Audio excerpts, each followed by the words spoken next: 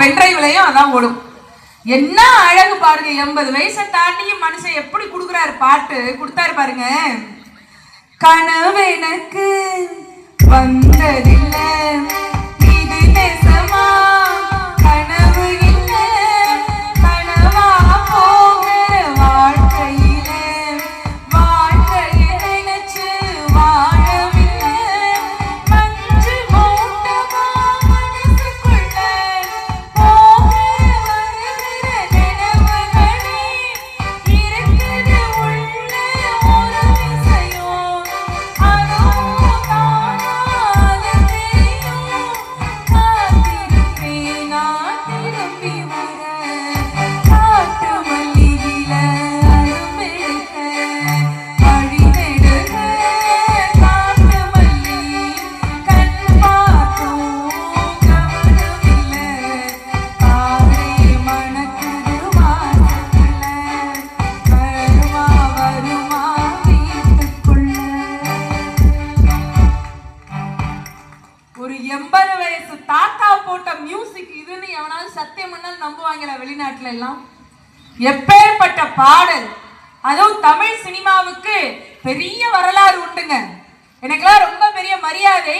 சினிமாவுக்கு முன்னாடி ஒரு மூத்த வடிவம் ஒண்ணு இருந்துச்சு, அதுக்கு பேரு நாடகம்னு பேரு. இந்த நாடகத்துக்கு மேலேயும் அந்த நடிகர்கள் மேலேயும் எனக்கு தனிப்பட்ட முறையில ரொம்ப மரியாதை உண்டு. ஏன் சொல்லுங்க, நம்ம இந்திய தேசத்துக்கு சுதந்திரம் வாங்கி கொடுத்ததுல மிகப்பெரிய பங்கு நம்முடைய நாடக கலைஞர்களுக்கு நிறைய உண்டு. நம்ம இன்னைக்கு மேடையில வேற வடிவத்துல நிகழ்ச்சி கொடுக்கிறோம், ஆனா நமக்கு மூத்தவங்க அவங்கள மதிக்கணும்ல. அதுல எப்படி நான் சொல்றேன் கேளுங்களேன்.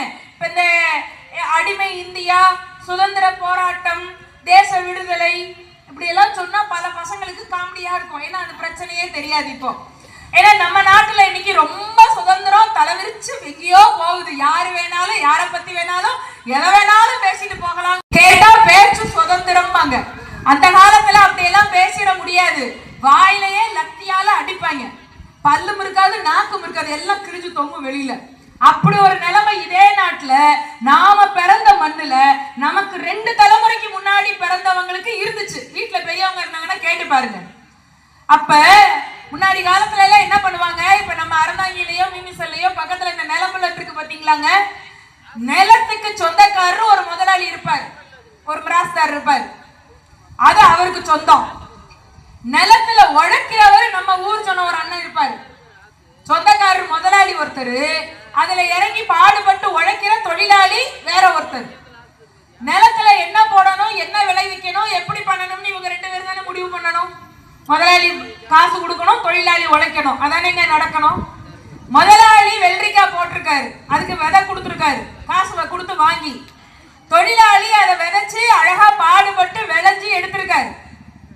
3வது மனுஷன் ஒருத்தர் சம்பந்தமே இல்லாம ஒருத்தர் வந்து காசுக்கு 2 வெள்ளரிக்காய் தான் விற்கணும் அப்படின்னு ஊர்ல நாட்டாம பண்ணா நமக்கு எப்படி வரும்? கடுப்பு வரும்லங்க. ஏன் வீட்டு நிலம், ஏன் ஆளு உழைப்பு, நீ யாரா வந்து இங்க நாட்டாம பண்ண கேட்போமா மாட்டோமா? ஆனா இத கேட்க முடியாது. ஏன்னா அது அன்னைக்கு வெள்ளைக்காரன் வச்ச சட்டம். இந்த விழிப்புணர்வை மேடையில வச்சு சொல்லணும், பாமர மக்களுக்கு புரியுற மாதிரி சொல்லணும். அதை எப்படி சொன்னாங்க பாருங்க. ஊரான் தோட்டத்துல ஒருத்தம் போட்டான் வெள்ளரிக்காய், ஊரான் தோட்டத்துல ஒருத்தம் போட்டான் வெள்ளரிக்காய், காசுக்கு 2 விற்க சொல்லி காகிதம் போட்டா வெள்ளக்காரன். மேடையில பாடினாங்கம்மா இதெல்லாம் அந்த காலத்து நாடக கலைஞர்கள். இந்த நாடக கலைஞர்களுடைய வேலை ரொம்ப பெருசு. அதனால பெரிய விழிப்புணர்வு வந்துச்சு, சுதந்திர போராட்டம் ரொம்ப பெருசா வந்துச்சு நம்ம தேசத்துல. இந்த நாடகம் எப்படி இருக்கும்னு நான் நேரடியா பார்த்தது இல்ல, சரியா? சினிமாவில பார்த்துதான் நான் தெரிஞ்சுக்கிட்டேன். அதுவும் எந்த சினிமா தெரியுமா? தில்லானா மோகனாம்பாள்னு ஒரு படம் பார்த்திருப்பீங்கல்ல. இந்த படத்துக்கு ஒரு சிறப்பு உண்டு, அதையும் சொல்றேன் பாருங்க. நம்ம எல்லாம் எந்த கட்சியும் கிடையாதுல்ல, எந்த கட்சியும் கிடையாது, நான் எந்த கட்சியும் கிடையாது, அதை முதல்ல சொல்லிடுறேன். ஒன்லி சோத்து கட்சி. ஆமா, ஒன்லி சோத்து கட்சி. எந்த கட்சியிலேயே அடிப்படை உறுப்பினர் கூட கிடையாது. ஓட்டு போடுறதோட சரி, ஓட்டு போட்டோன்னா வந்து மறந்துடுவேன் யாருக்கு போட்டேங்கிறதையே. பாருங்க, நம்ம ஆதரவு அண்ணனுக்கு தானே. நீ எலெக்ஷன்ல நில்லுனே, நான் ஒரு ஓட்டு உங்களுக்கு போட்டுறேன் வந்து. இந்த பாடு வைப்போமே என்னப்போ அவர் புதுக்கோட்டை தொகுதியில நிக்கட்டும் என்னப்ப என்னென்ன இந்தியாவில தான் யார் வேணாலும் எந்த தொகுதியில எத்தனை இடத்துல வேணாலும் நிக்கிறாங்களே நடக்குது இல்ல சரி இருக்கட்டும் இதான் வாயை வச்சுட்டு சும்மா இருக்கணுங்கிறது எதையாவது கிளறுவீங்க நீங்க சரி எதுக்கு இதை சொல்ல வந்தேன்னா எம்ஜிஆர் அவர்கள் முதலமைச்சரா இருந்த நேரங்க அந்த நேரத்துல வெளிநாட்டுல இருந்து சில கலாச்சார தூதுவர்கள் வர்றாங்க நம்ம தமிழ்நாட்டினுடைய பண்பாடு கலாச்சாரம் கலைகள் பத்தி தெரிஞ்சுக்கணும்ட்டு வர்றாங்க ஒரு பெரிய டீம் வர்றாங்க அவங்க நிறைய பரதநாட்டியம் அதெல்லாம் பார்த்துட்டு சினிமா துறையில எப்படி இருக்குன்னு தெரிஞ்சுக்கணும்ட்டு முதலமைச்சர் கிட்ட நேரம் கேட்டு அதுக்கு ஒரு அப்பாயின்மெண்ட் பிக்ஸ் பண்ணிட்டாங்க அவங்களுக்கு ஒரு சினிமா போட்டு காட்டுறது முடிவாய் போச்சு அமைச்சர்கள் அதுக்கு ஏற்பாடு பண்ணிட்டாங்க மெட்ராஸ்ல ஒரு பெரிய ஸ்பெஷல் தியேட்டர்ல வெளிநாட்டுக்காரங்க எல்லாம் வந்து உட்காந்துட்டாங்க முதலமைச்சர் எம்ஜிஆர் வராரு சுத்தி நிறைய அமைச்சர்கள்லாம் இருக்காங்க அப்ப ஸ்கிரீன் ஓபன் ஆகுது படம் போடுறாங்க தில்லானா மோகனாம்பாள்னு வருது பக்கத்துல இருந்த ஒரு அமைச்சருக்கு பக்குன்னு ஆயிடுச்சு ஐயோ தலைவர் டென்ஷன் ஆக போறாரு ஏன் எம்ஜிஆர் நடிச்ச படம் எத்தனை இருக்கு அத போடாம சிவாஜி கணேசன் நடிச்ச தில்லானா மோகனாம்பாளை போடுறாங்க தலைவர் இன்னைக்கு டென்ஷன் ஆகி நம்ம சீட் எல்லாம் கிழிக்க போறாருன்னு முடிவு பண்ணி பக்குன்னு ஆனாரு அப்ப எம்ஜிஆர் அதை புரிஞ்சுக்கிட்டு பக்கத்துல இருந்தவரை கூப்பிட்டு என்னையா பிரச்சனைன்னாரா இல்லைண்ணே தெரியாம ஸ்கிரீனிங் ஆயிடுச்சு வேற படம் போட்டாங்க 5 நிமிஷம் அப்படின்னு சொன்னோன்னே எம்ஜிஆர் சொன்னாரா இருங்க நான் தான் அந்த படத்தை போட சொன்னேன் ஏன் தலைவரே ஏன் அப்படின்னு வந்திருக்கிறவங்க எல்லாம் வெளிநாட்டுக்காரங்க நம்ம நாட்டு கலைகளை பத்தி தெரிஞ்சுக்கிறதுக்காக வந்திருக்காங்க நம்ம தேசத்தினுடைய நம்முடைய பாரம்பரிய பரத கலையையும் நாதஸ்வர கலையையும் தெரிந்து கொள்ள அண்ணன் சிவாஜி கணேசனுடைய படத்தை தவிர வேற எதை காட்டுறது நாம இது எம்ஜிஆர் அவர்கள் சொன்னது கட்சியோ அரசியலோ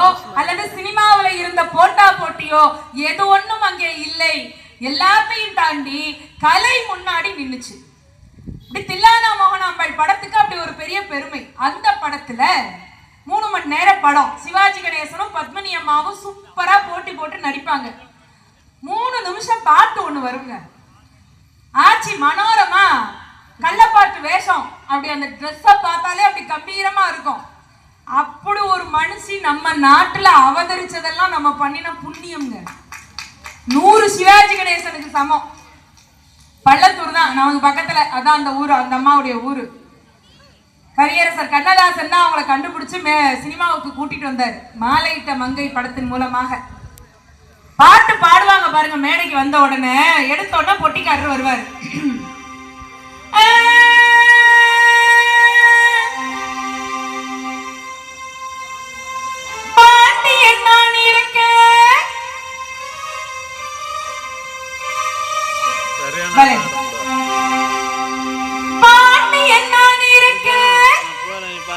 ஏண்டி உனக்கு நேரம் பாண்டி நான் இருக்க ஏண்டி உனக்கு நேரம் பயணம் வைக்கிற மாறு வீணாங்க சிங்கப்பூர் வட்டம் போறே ஜமாரி வட்டம் போறே ஜமாரி வட்டம் போறே ஜமாரி வெல் வெல் வெல்கம் வெல்கம்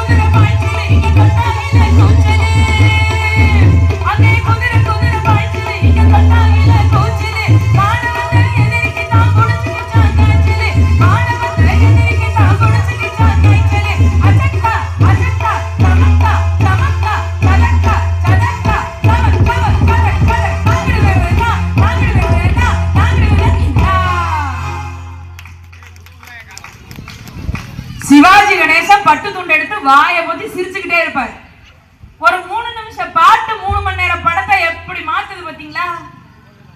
பாட்டோடைய மகிமை. இந்த பாட்டை வச்சுக்கிட்டு சினிமாவில எவ்வளவு எவ்வளவு பெரிய பெரிய பெரிய இது அண்ணா என்னண்ணே ஆமாண்ணே அண்ணே அதை வந்து உண்டியல்ல போடணும்னே. மழையை நிறுத்தினது நான் இல்ல காளியத்தா, அங்க போய் உண்டியல்ல போட்டுருங்க. நன்றிண்ணே நன்றிண்ணே நன்றிண்ணே. சரி அண்ணா வாங்கி நீங்களே கோயில்ல வச்சிருங்க சார். நன்றி தலைவா நன்றி தலைவா, போயிட்டு வாங்க தலைவா, சந்தோஷமா இருங்க தலைவா. ஆமாண்ணே ஆமாண்ணே, உங்க ஆசீர்வாதம் எல்லாம் உங்க ஆசீர்வாதம். பரவாயில்ல சரிங்க சரி. இல்ல போற போக்குல நம்மளும் ஒரு ஆசிரமம் வச்சிடலாம் போல இருக்கு. சொல்றது பழிக்குதுங்கிறாங்க. சரி இருக்கட்டும், இந்த பேர் வேற பேர் வச்சு. அருமையாக நல்ல திரைப்பாடல்களுக்கு என்னைக்குமே வலிமை உண்டு. அந்த வலிமையை பார்த்தா இப்ப கொஞ்ச நேரத்துக்கு முன்னாடி அழகான ஒரு தலைப்பு. இந்த சினிமா பாட்டுல அதிகமாக இருப்பது சமூக நலமா குடும்ப நலமா, இதான் கேள்வி. நான் இவ்வளவு நேரம் பேசுனதுல சமூகத்தை பத்தியும் பேசல, குடும்பத்தை பத்தியும் பேசல. நீங்க எல்லாம் நோட் பண்ணிருப்பீங்கல்ல. ஏன்னா நடுவர் பொட்டி வாங்கிட்டாருன்னு சொல்லக்கூடாது, நமக்கு உள்ள கவர் வந்தா போதும். வந்துருச்சுன்னு நினைக்கிறேன், நானும் பார்த்துட்டேன் இல்ல, நோட் பண்ணிட்டேன் இல்ல. அதான் அதெல்லாம் நமக்கு வேண்டாம். ரெண்டு பக்கமும் சாயாம நடுநிலையா இருக்கிற நடுவர் நான் தான். பட்டிமன்றம் முடிஞ்சு இவங்க 4 பேர்